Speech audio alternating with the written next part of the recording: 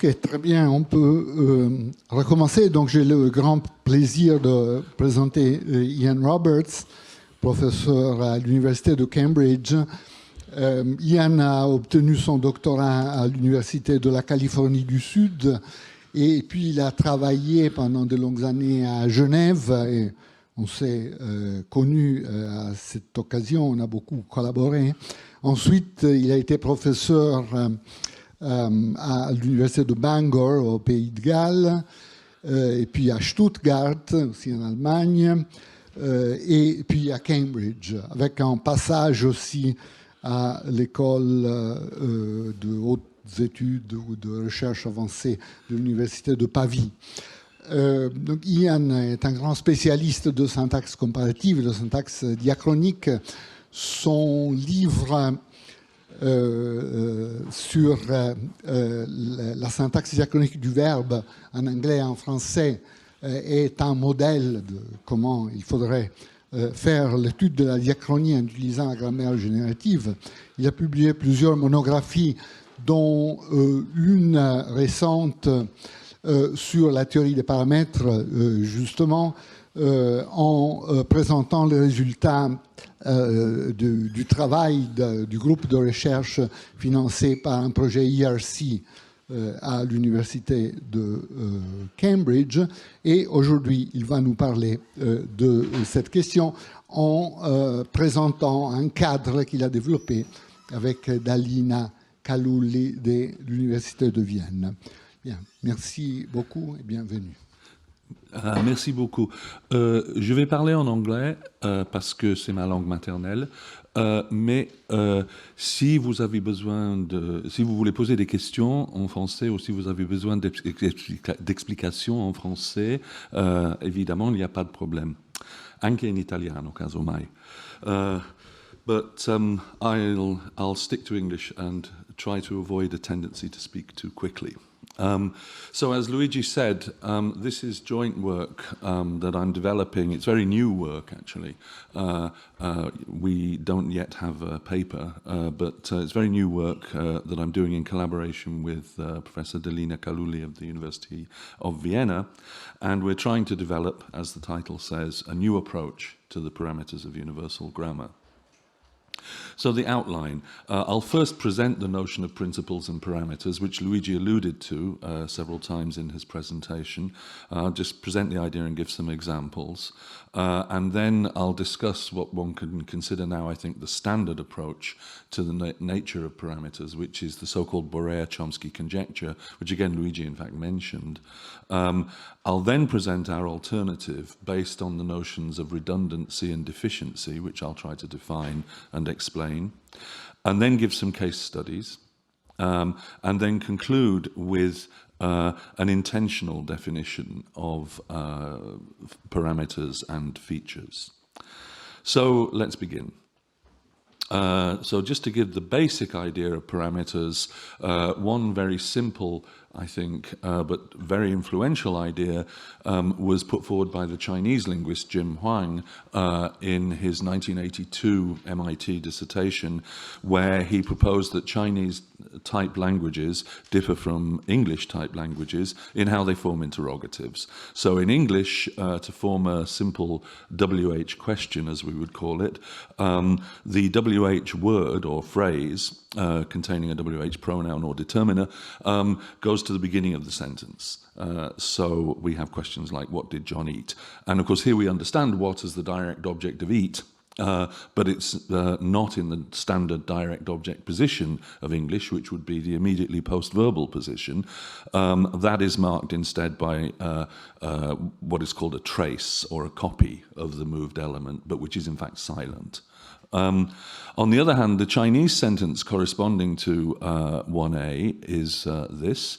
And here we see the word that corresponds to English what, chemin, occupies the normal direct object position of Chinese, which in fact, like English, is the immediately post-verbal position. So in English, WH words move to the front of the sentence, to the beginning of the sentence, and in Chinese they don't. and we can consider this a parameter. WH questions have the same semantics and the same discourse functions in both languages, but they are syntactically distinct. This should not be terribly surprising to you, this contrast between English and Chinese, as speakers of French, because in French, in fact, we see both options. In a perhaps slightly higher register of French, we have WH movement, so the translation of A would be Qu'est-ce que j'en ai mangé? But in a more colloquial variety of French, we can leave the WH word, which has a slightly different form for different reasons, in the direct object position and say something like j'en ai mangé quoi. This actually shows that the notion of parameter extends not just to cross-linguistic comparison, but to cross-dialectal or cross-register comparison in certain languages.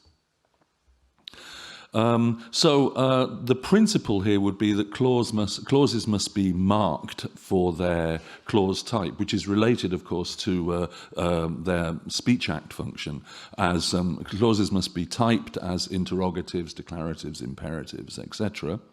The parameter is how languages do it. So WH interrogatives are typed through WH movement in languages such as English and standard French, if we can call it that, but they can also be marked by a question particle in languages such as Chinese or colloquial French. So in the Chinese example on the previous slide, we see the particle ne, which marks a WH interrogative. And in French, we can consider synchronically the combination est-ce que to be a kind of interrogative particle. The idea of principles and parameters, which developed around 1980 initially, was an important step forward in the history of generative grammatical theory because, first of all, as I hope that little example illustrates, it offered a plausible framework in which to capture the similarities and differences among languages within a rigorous formal theory. And it led to the discovery of important patterns of variation across languages. In fact, Huang's pioneering work did exactly this in relation to the comparative syntax of interrogatives. Another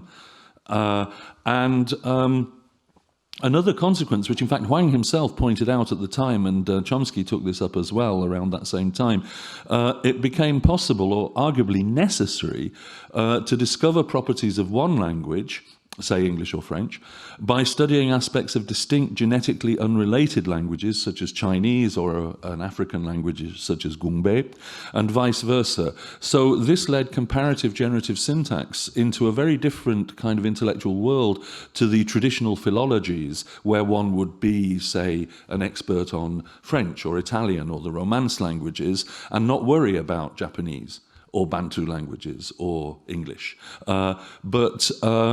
The spirit of comparative generative syntax causes us to pay attention, whichever language we might be speakers of and most interested in, it causes us to pay attention to analyses of other languages, which really means all other languages in principle. And most important of all, the principles and parameters approach offered an explanatory model for the empirical analyses, which opened a way to meet the challenge of Plato's problem, as Chomsky called it, posed by children's effortless yet completely successful acquisition of their grammars under the conditions of the poverty of the stimulus. Here is a quotation from the paper that Luigi just cited, actually, Hauser, Chomsky and Fitch, 2002, a very succinct slightly dense perhaps, but very succinct statement of the poverty of stimulus. So I'll just read this through. Given a finite array of data, there are infinitely many theories consistent with it, but inconsistent with one another.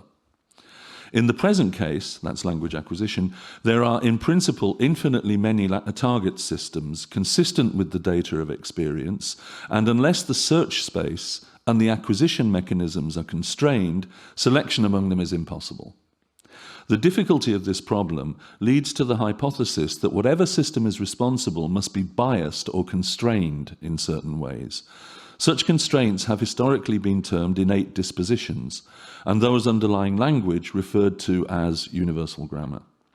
So this is the essence of the poverty of stimulus argument, really the point in the first sentence there. Given a finite array of data, there are infinitely many theories consistent with it, but inconsistent with one another. The principles and parameters model arguably takes us a very significant step in the direction of a solution to this problem, which is sometimes called the logical problem of language acquisition, in that the otherwise formidable task of language acquisition is reduced to a matter of parameter setting. So we can think of this as what Charles Yang, a very notable worker on language acquisition who we'll meet again later, called the 20 questions model of language acquisition. So the child acquiring any given language has to take an option regarding the nature of the formation of WH interrogatives. The English child says, okay, move the WH expression to the beginning of the sentence. The Chinese acquiring child simply doesn't do that. Okay, so, and we can consider this to be a sort of repeated idea. Furthermore, the approach makes clear predictions about language typology. Parameters make predictions about language types and indeed possible language types. And finally, something I won't go into today, but as Luigi mentioned, I have done work on language change. It sets the agenda for research on syntactic change, which can be seen as a language changing the values of its parameters over time. And in actual fact, considering the question of WH interrogatives, we can see evidence across not just French, but various other Romance languages, particularly the more colloquial varieties of various kinds of Latin American Spanish and Brazilian Portuguese, for example, that there seems to be a tendency to move from a system with WH movement to a system without WH movement. So we do see parameter change in that domain too. Well, here's another example of a parameter, a slightly more abstract one, the so-called head parameter, which determines basic word order properties of languages. So if we adopt an approach to phrase structure, which actually can be reduced to merge, which Luigi just discussed, and which I'll say more about later, but essentially an approach to phrase structure in which a very core aspect of the system is the relationship between a head of one category and its phrasal complement of another category. So it's argued that there's a general constraint that these elements will always merge together and so form a constituent. But as the rule in A indicates, the rule in A is formulated with set notation, so there's no, at the universal level, there's no intrinsic preordained ordering of head and complement. A point we'll revisit towards the end of the talk, actually, but this is a standard view. So that's a principle, if you like, that heads and complements will merge together to form a constituent, but without specification as to the relative order of head and complement. And then there's a parameter which basically says a language has to choose whether the head precedes or follows its complement. This will basically give us a simple binary typology of languages in which head precedes complement versus languages in which heads follow the complement. Languages where the head precedes the complement will have the order verb direct object, auxiliary verb, or verb phrase more precisely, preposition, complement, and many other orders which we can call generally head initial orders. In contrast, languages which take the opposite value for this parameter, where x follows yp, would be languages where the verb follows the object, where the auxiliary follows the verb phrase, where we don't have prepositions but postpositions following their noun phrases. And that is a very common pattern. In fact, the two patterns are just about equally common across the world's languages, as we might expect. So languages with the head final ordering include Japanese, Korean, the Turkic languages, the Dravidian languages of southern India, and many others. And in fact, there are now some very extensive typological databases available where there's information collected by language typologists on surface patterns of thousands of languages. So this is an example from what's known from a database called the World Atlas of Language Structures. And there's a more recent database called GramBank, which has evidence from well over 2,000 languages for a whole set of morphosyntactic and indeed phonological features. And the great thing about WALS in particular, the World Atlas of Language Structures, is that one can combine features. So here's the map of the properties of the world's languages regarding the combination of object-verb order and post-positional order on the one hand versus the other combinations of the two properties, verb-object order and preposition versus postposition.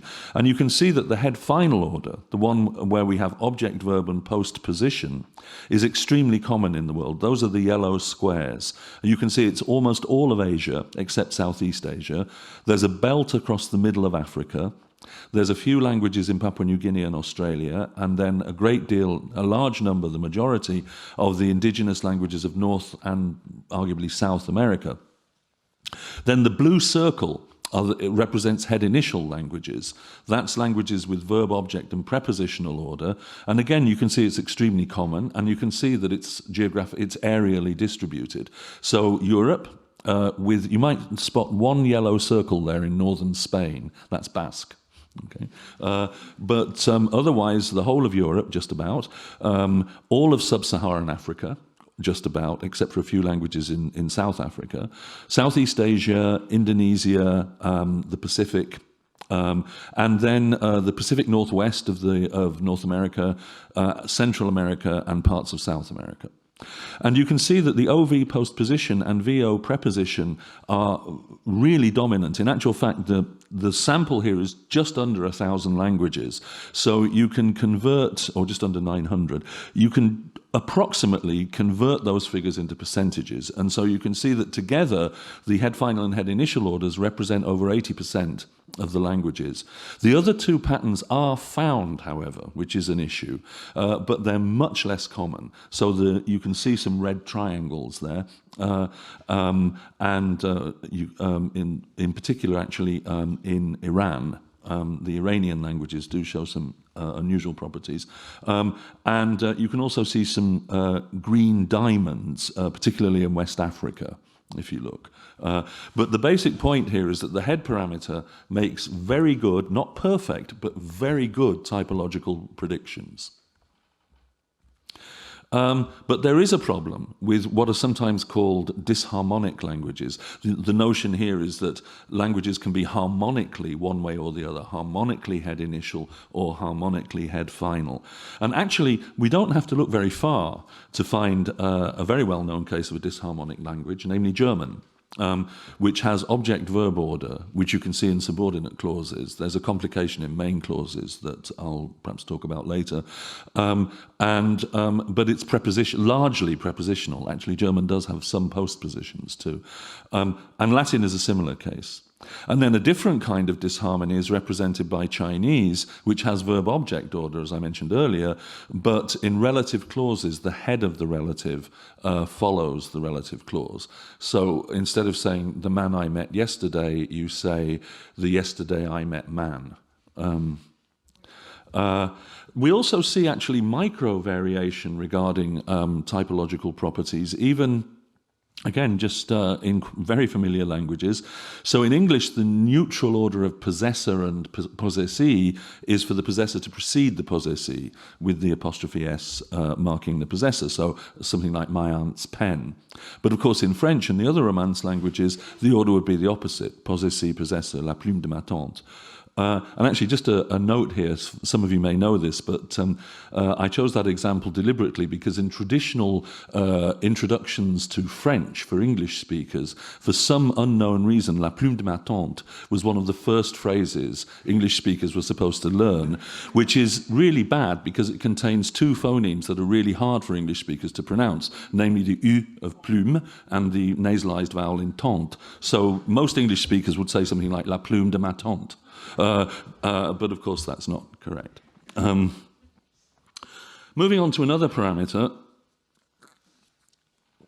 which Luigi has worked on extensively, the null subject parameter. This distinguishes languages like Italian, and in fact the majority of the Romance languages, from languages such as English and indeed French. So in Italian, to say he or she, well, he speaks Italian, we would naturally, in a normal discourse, simply say parla italiano. Right, without pronouncing a subject pronoun. You can say lui parla italiano, but that has some kind of emphasis on the subject. In English, of course, you have to include the pronoun. You can't say speaks Italian. You have to say he speaks Italian or she speaks Italian.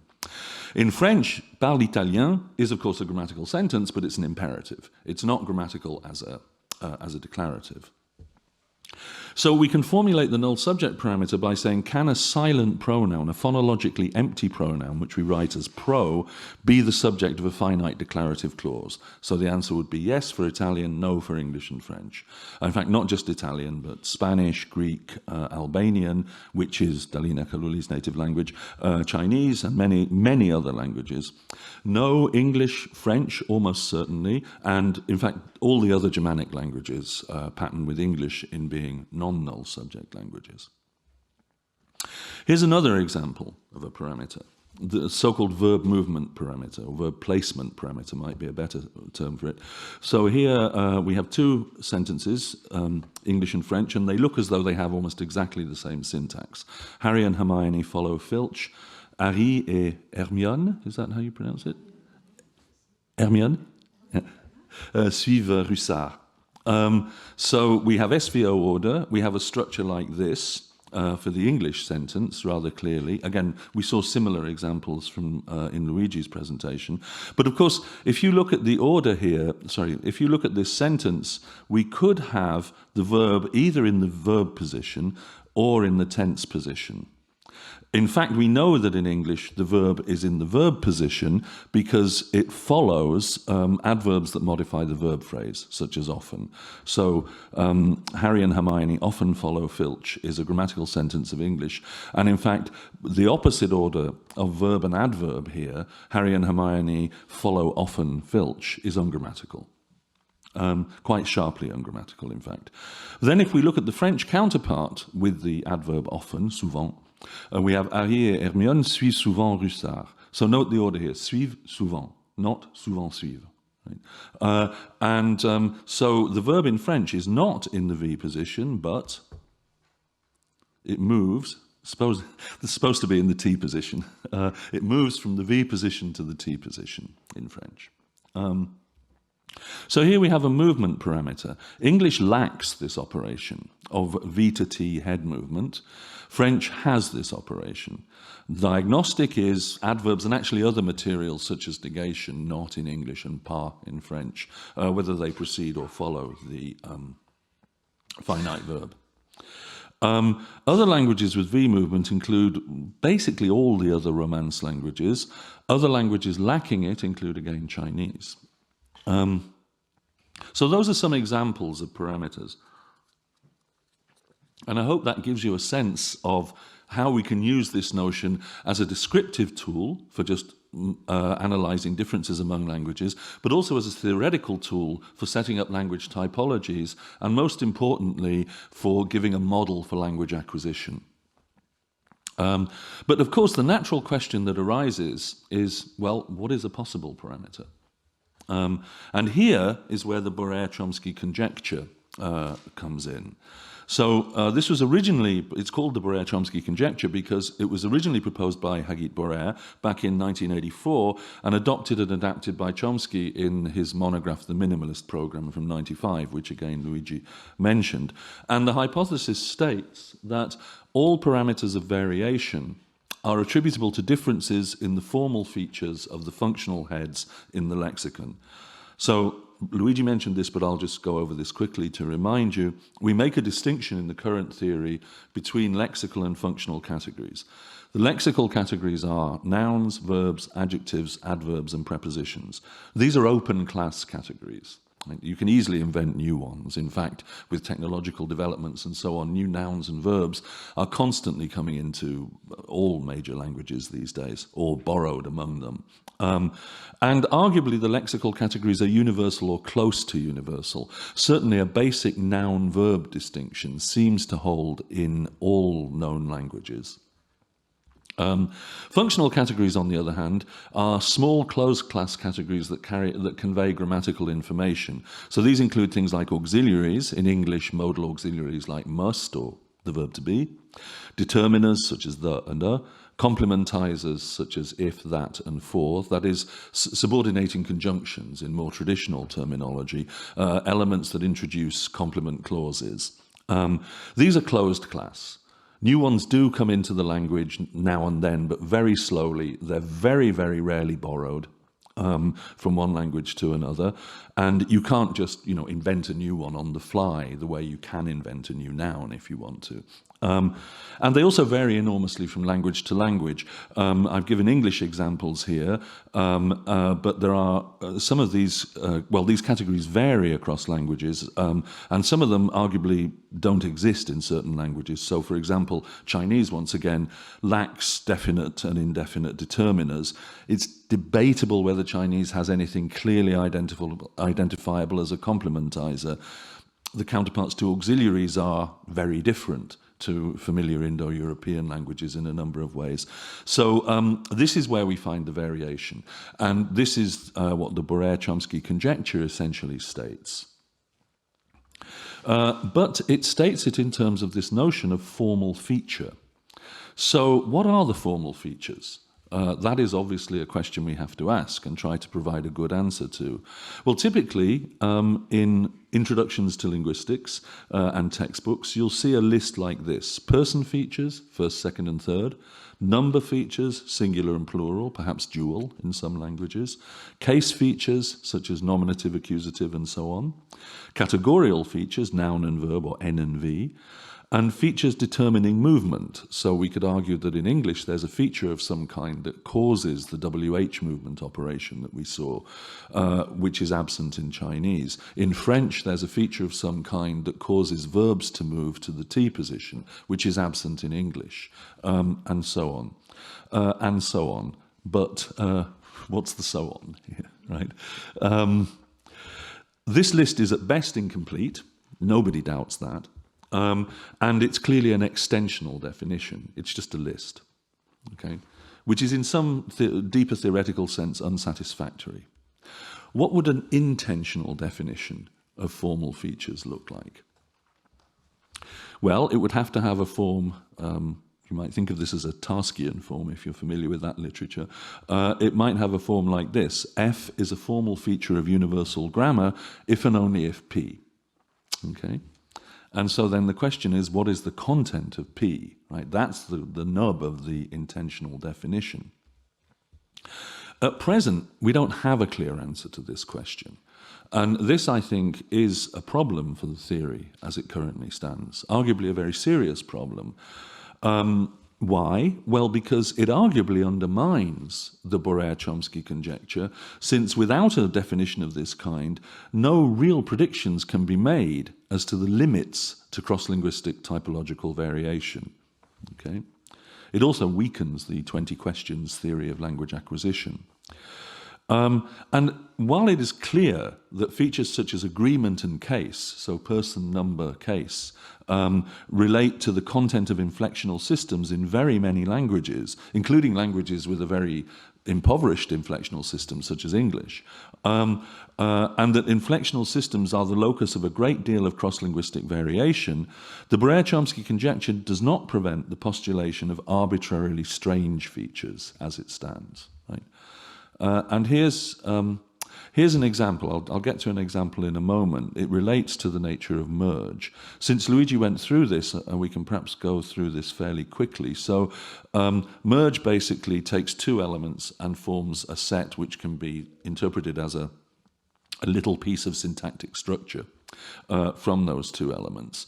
The operation, as Luigi said, is recursive. So if we call the thing xy, formed by merge, if we call that Z, then we can apply merge again, merge W and Z, and that will give us a structure where W, with a set containing W and the set XY, which is a kind of hierarchical structure.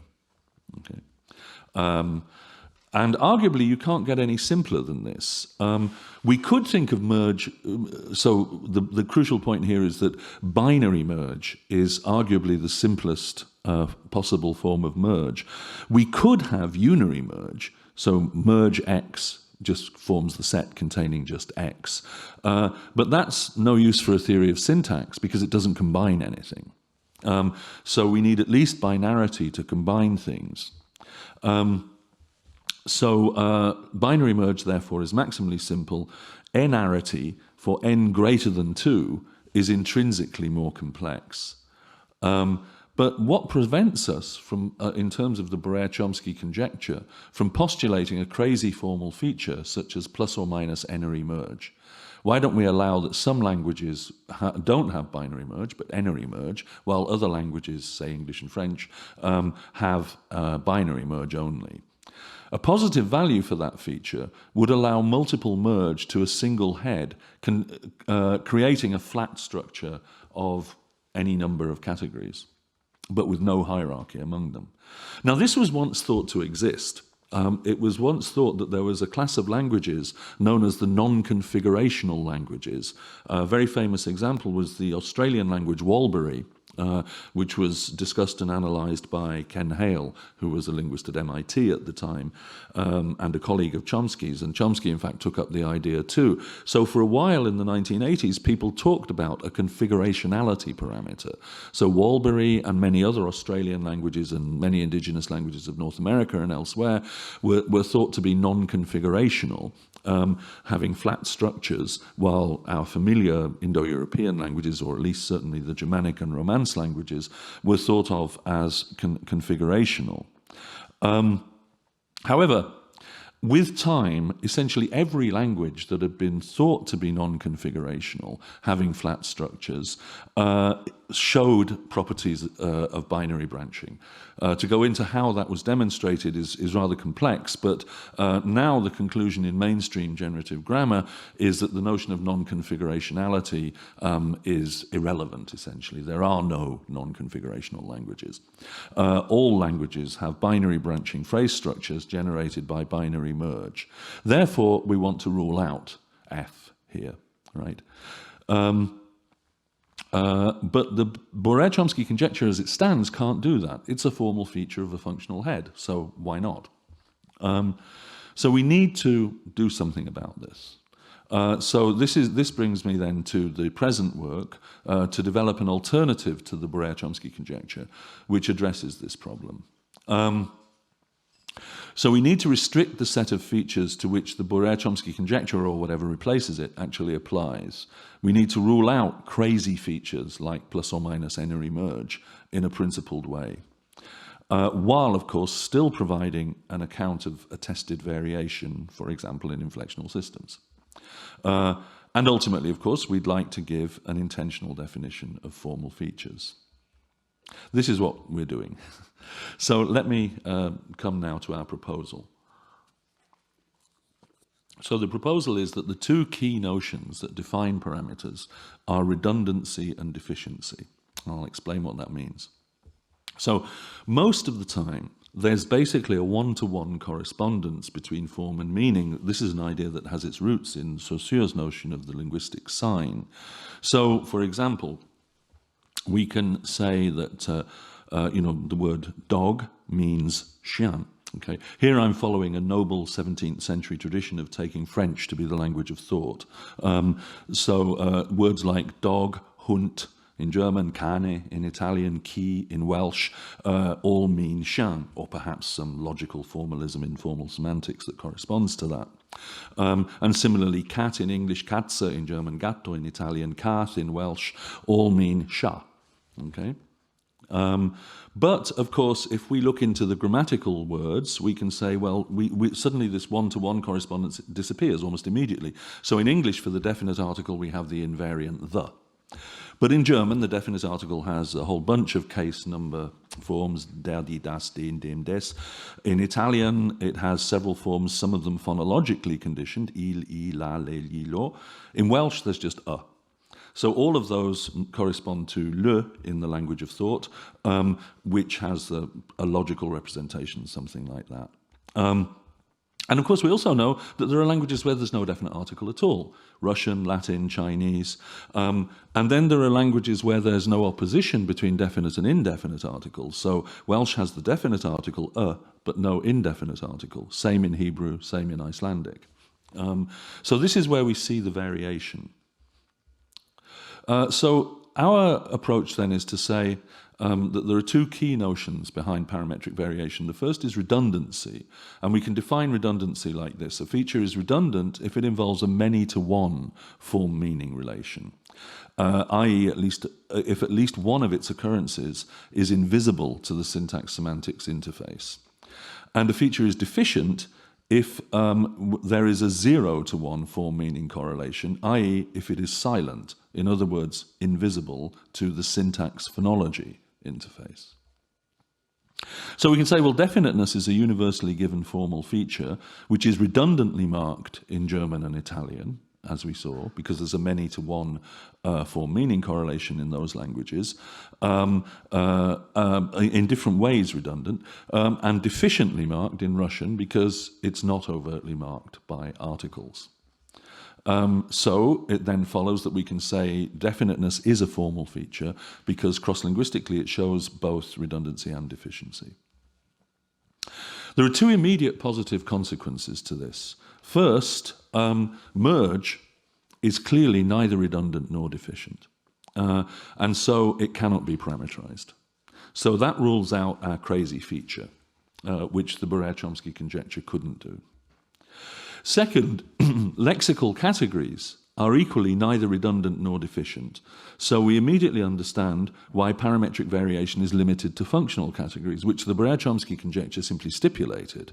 But now we can see why that's the case. But anyway, let's look at some case studies, and let's begin with the null subject parameter that we saw earlier. So a class of null subject languages represented by the Romance null subject languages, such as Italian, have rich agreement, as it's called, in that each combination of person and number, so first, second, third, singular and plural, has almost distinct inflectional realization in almost all tenses. So, for example, the present tense of the verb bere, to drink, is bevo, bevi, beve, beviamo, bevete, bevono. We find something similar in Greek, also a null subject language. And we find something similar in Albanian, also a null subject language. These paradigms, then, are neither deficient nor redundant. Right? There is just about a one-to-one mapping between each person-number combination and a form of the verb. In non-null subject languages, here's German, ich trinke, du trinkst, er trinkt, wir trinken, er trinkt, sie trinken. You can see that that one-to-one relation is just not there. In English, it's even more egregious. There's only one distinct form of the verb, the third person singular, he drinks. The other forms are all, in fact, zero.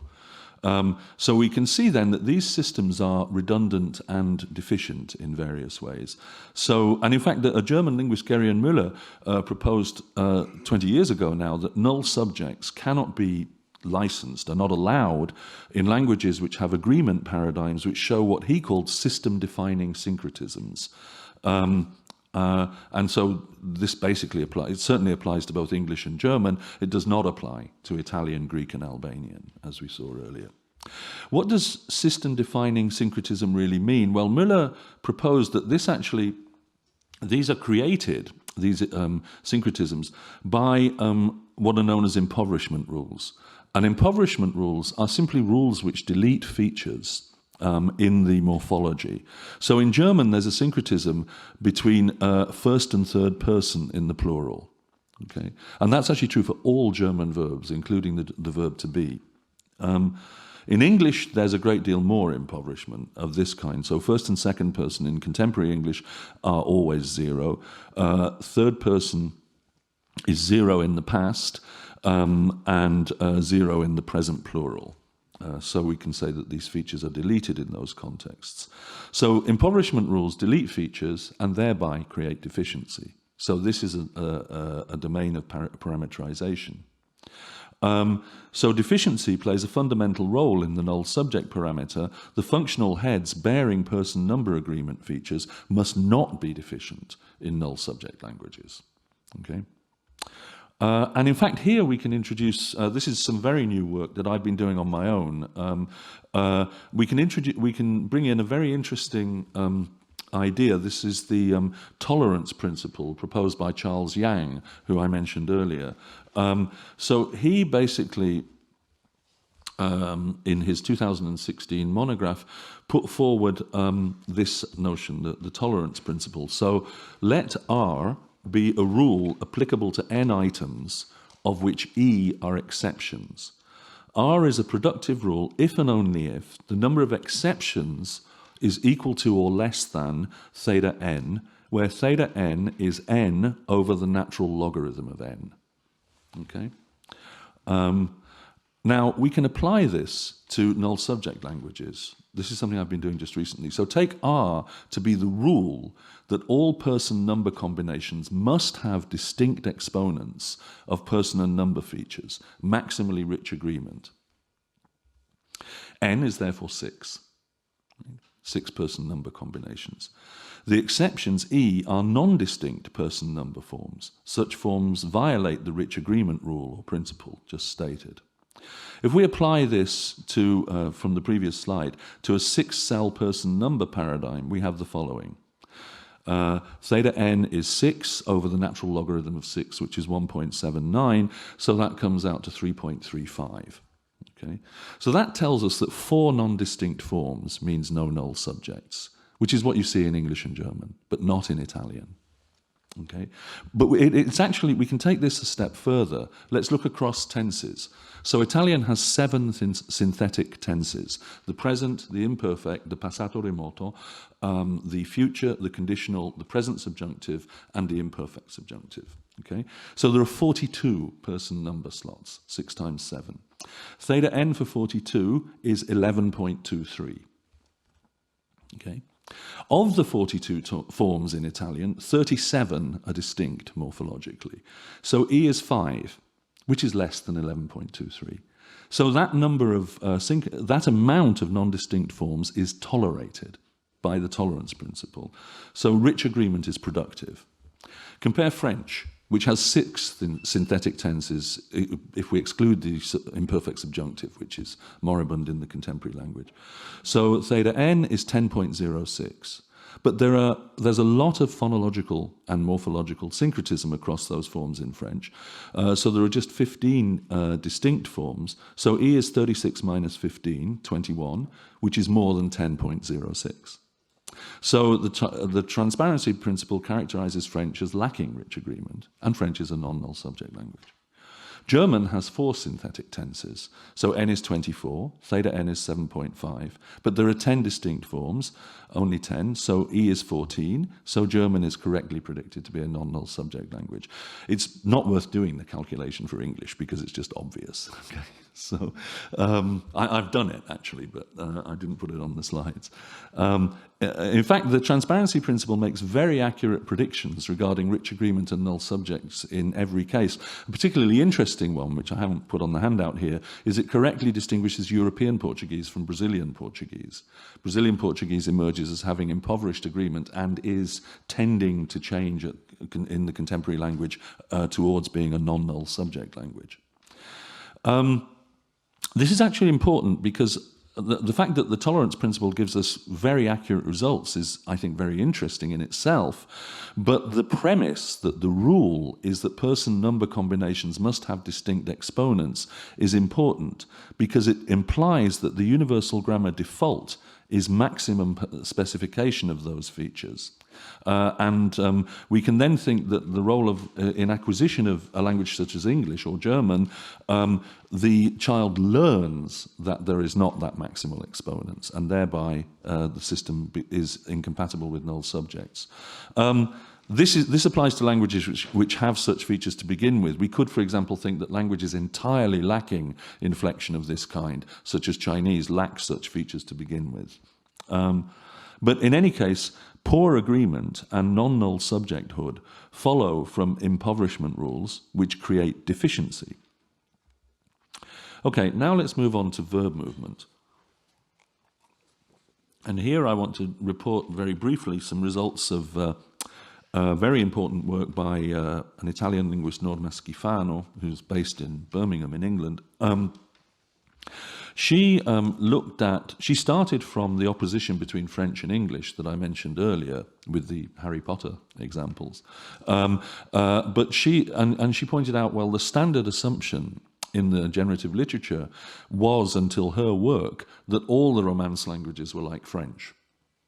Now that is true in a way, but if we look more carefully at different classes of adverb, we see interesting micro differences among the Romance languages. So here, if we compare the position of the verb in relation to modal adverbs in a medial position, such as probablement, probably, of course in French the verb obligatorily precedes the adverb, but not in Italian, or in Portuguese, European Portuguese, or in Spanish. Okay? So we see a difference there.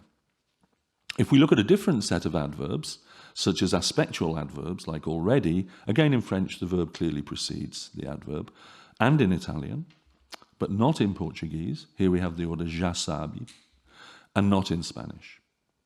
Okay? If we take another class of aspectual adverbs, always, again, the French pattern is consistent. The verb precedes. Italian, the verb precedes. Actually, it can follow in some varieties. I think that was an error there. It follows in Portuguese and it follows in Spanish. So the order is, again, sorry, those examples aren't quite right.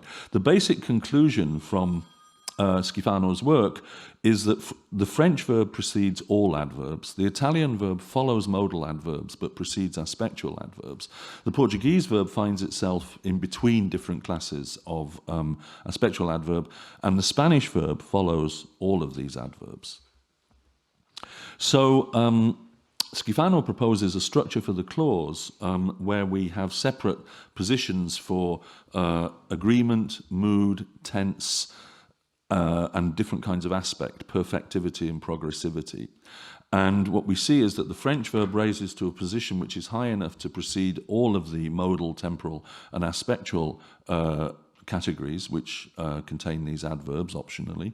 The Italian verb follows the mood position but precedes everything else. The Portuguese verb is in the middle, the Spanish verb is in the lowest aspectual position, although it still precedes certain very low aspectual adverbs like completely.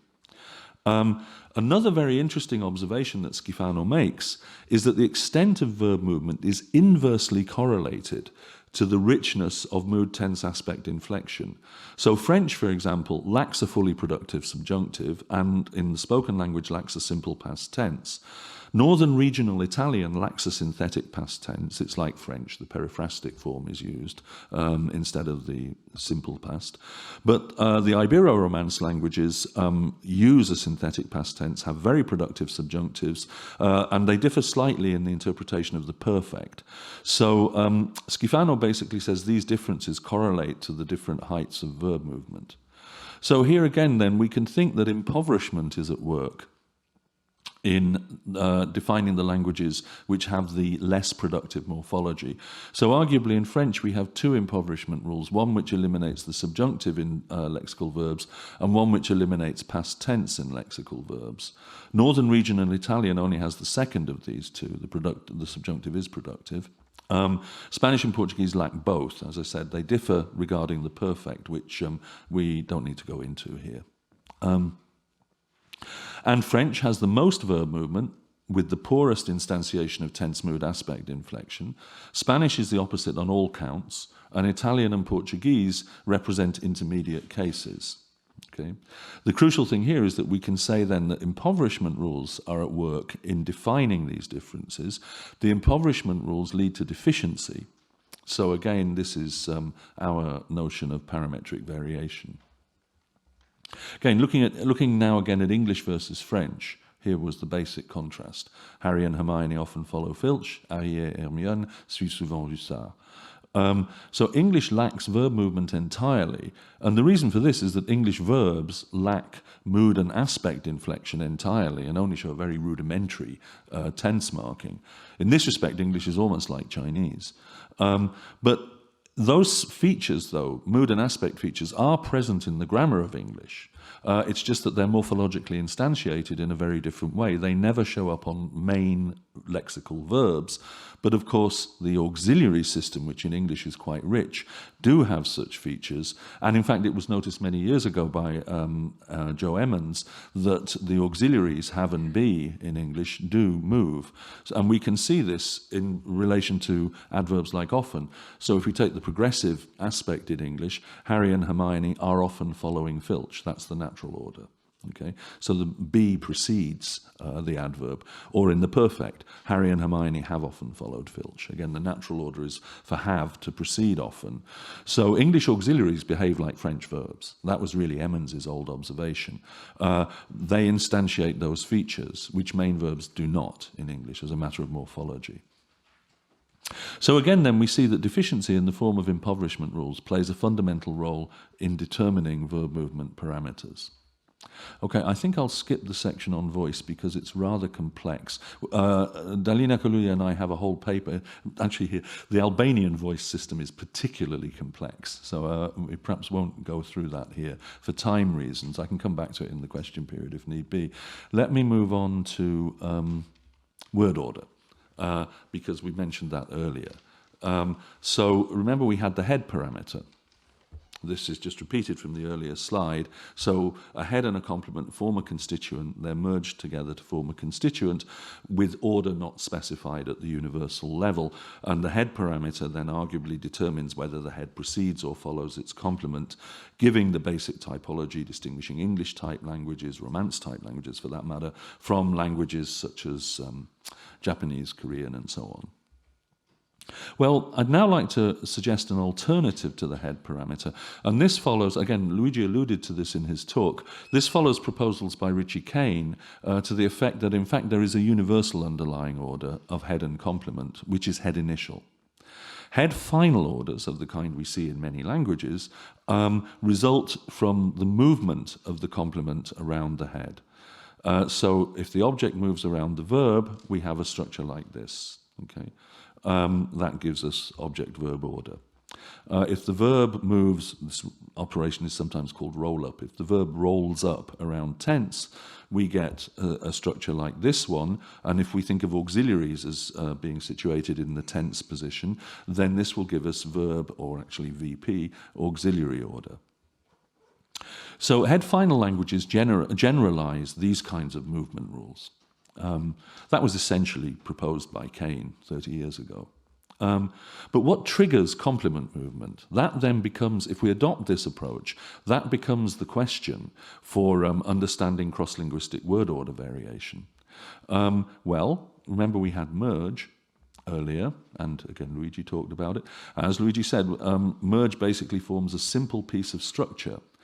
But the question is, what category is that structure? Merge, as we've formulated it, says nothing about that. Okay, so if we exclude on simplicity the possibility that the label of the category is just extrinsic, in other words, it's any old thing that you just want to add, if we exclude that on simplicity grounds, then we can say, well, it has to be one of X and Y that provides the label for the structure formed by merge.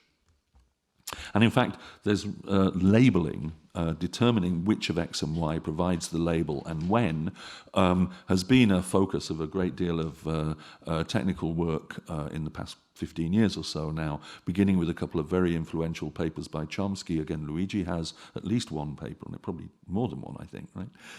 Okay. One main paper, and various people have worked on it quite a bit. So basically, if we take that structure, that binary structure formed by merge, we can, what Chomsky proposed is that when one of the categories is minimal, in other words, where one of the categories has no internal structure, that's the one that provides the label. So, for example, where we have the head-complement combination, where the complement is a phrase, in other words, it's something which has already undergone an operation of merge to form something complex, so it's not minimal, but X is minimal, then in that case, X provides the label. And this really reconstructs the traditional notion of head. Okay. Clearly, when we have that order, that situation, we get verb-object, verb-prepositional phrase, preposition-noun phrase, auxiliary verb phrase, etc. For object-verb order, we have to raise YP around X to form another category, which here I've just called alpha to give it a name for the moment. But what makes YP move? What provides the label for alpha in that structure? Well, again, a proposal going back to Chomsky's pioneering work on this is that when we have two non-minimal categories, two phrasal categories that are merged, then the label has to come from some feature that they share. Okay? And actually the same will go for complex heads, which I won't go into here. So then we can say, well, final heads have a shareable feature. So in the case where we move VP around T, we can say, well, alpha is a verbal projection because tense is, in a clear intuitive sense, verbal. And often that position, as I mentioned, is a position that auxiliaries, which are a kind of defective kind of verb, sit in. But what about object-verb order? Well, it's not an accident here that I've marked the object with accusative, as having an accusative feature, because here I'd like to adopt a proposal by the Japanese linguist Mamoru Saito, who suggests that case cannot label. Therefore, in that situation, alpha must be VP. Okay. Case-marked elements are unable to label. Saito gets a number of really interesting consequences out of this, so I'd like to adopt that idea. Generally speaking, final heads must share a feature where they can, leaving case aside. So we can think of them as intuitively weak.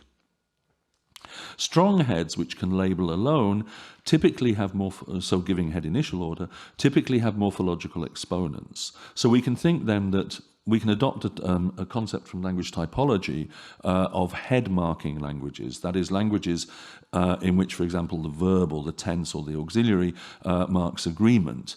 And those then would be strong heads. Therefore, by the way we've construed complement movement as applying or not as a function of labeling, those would be head initial languages. Weak heads, which must share a label and so appear following their complements, lack morphological marking, but their complements have it. These are what are called dependent marking languages. So now we can pick up on some very interesting work in language typology, beginning with work by Joanna Nichols in 1986, which introduced the distinction between head and dependent languages, and she showed that there is a correlation between head marking and head initiality and dependent marking and head finality. Also, in fact, the pioneering paper in language typology, Greenberg 1963, of the 45 universals he put forward in that paper, universal 41 states, if in a language the verb follows both the nominal subject and nominal object as the dominant order, in other words, if the order is object-verb, the language almost always has a case system. That is consistent with what we're saying. So weak heads are intuitively deficient and case marking. And we also mentioned, actually this was in the section on voice, that case itself is always redundant in the sense that case is not a semantic concept. It's a purely morphosyntactic concept. So again then we see that redundancy and deficiency are central for determining word order variation. So just come back quickly to WH movement, comparing English and Chinese again. In the English example, the WH head, which is occupied in main clauses by the auxiliary do, that's just an extraneous complication of English. But the WH head is weak, and so WH marking is dependent. But in Chinese, the WH head can be occupied by the WH particle ne, and so it's strong. So WH marking is head marking in Chinese. And in fact, Cheng 91, linguist who followed up on Huang's work on this difference between Chinese and English and extended it to many other languages, came up with the generalization that a clause must be typed, in other words, marked as interrogative, either by movement or by head particles, which is exactly what we see in the Chinese-English contrast here. And that now reduces to different strategies for labeling the clause depending on the strength of the WH head. And it can be formulated in terms of head versus dependent marking.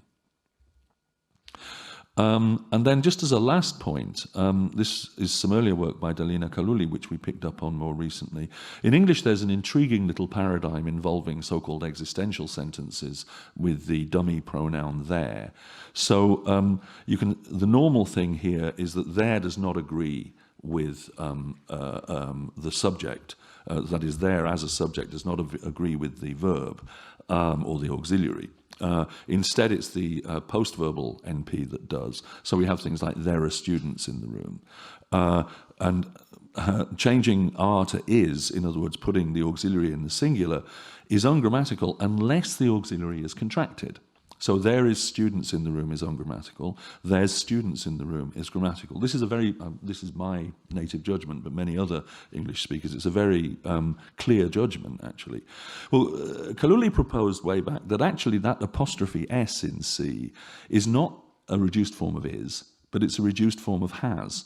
And this makes those examples comparable to French sentences like il y a des étudiants dans la salle, or Spanish, hay estudiantes en la sala. What we proposed is not that that S is has, but it's actually neutralized. It's a neutralized auxiliary between have and be, and it has an optional locative feature. That's because there's a tradition of work on the distinction between have and be words, cross languages, which says that have is associated with an abstract notion of location, whereas be is not.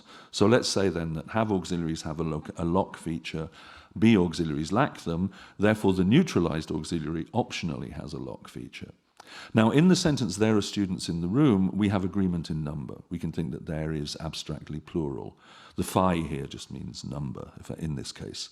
And then in the sentence, there's students in the room, the reduced auxiliary has a locative feature, and there, intrinsically has a locative feature, which seems reasonable.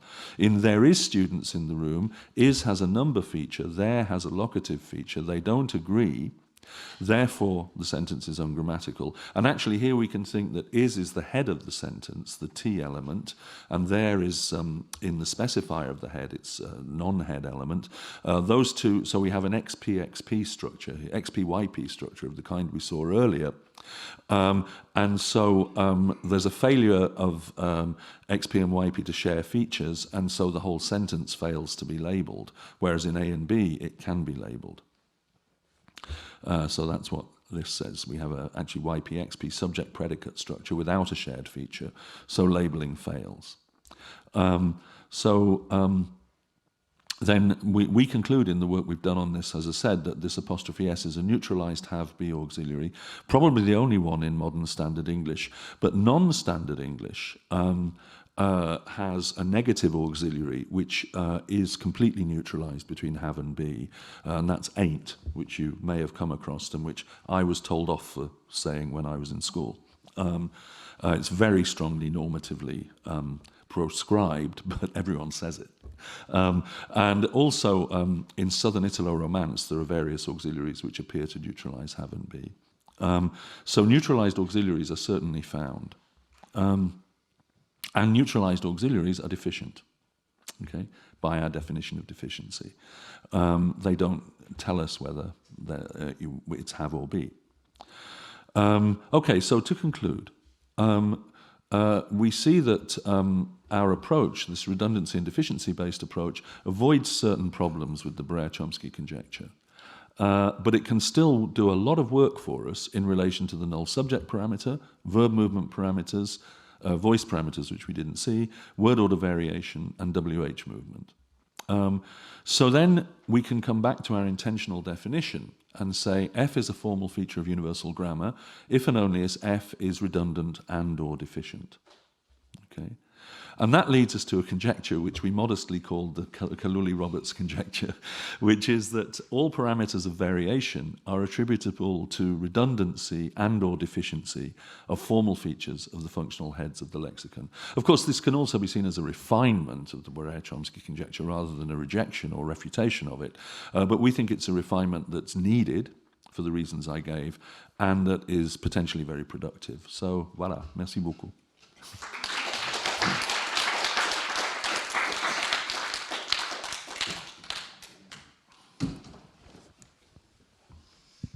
Okay, thank you very much, Ian.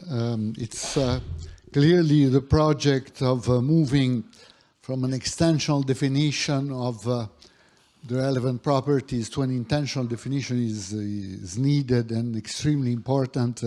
Clearly, the system acquires a lot of predictive power that it doesn't have on a simple extensional definition, because you can always add another feature in an extensional definition. Yeah, exactly. And whereas with an intensional definition, you're forced to take a certain property in common between the features. So it's, I think it's a very important project. Okay, questions, comments, remarks. I may start with a question just to break the ice. Of course, questions can be asked or comments can be made in French, as Ian said, also in Italian. Right, or in Welsh, maybe. Yeah, if you'd like to. Yeah. So German. I was wondering if you consider in this work to extending, and to what extent you consider possibility of an extension from the functional lexicon to the contentive lexicon, because also the contentive lexicon gives rise to variation, and then it becomes a terminological question in a sense. Is that variation parametrical, yes or no? Well, it looks very similar to the parametric variation. Take, for instance, the fact that if you take Grimshaw's distinction between semantic selection, let's say thematic assignment, and categorical selection, like subcategorization and so on and so forth. Semantic selection, we can say, well, it's universal. So if you have a verb like eat, it always selects an agent and a patient.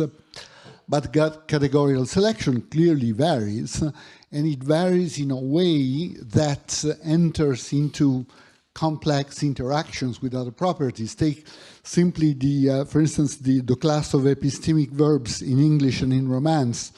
So I believe John to be a nice guy. That kind of construction is not found in the Romance languages, and you only have a control construction.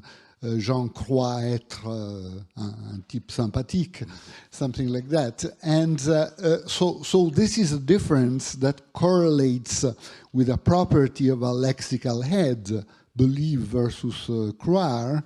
And is it parametric variation? Well, again, there is a terminological aspect, but suppose we want to say it is, then could your system and your idea be extended to that kind of lexical variation?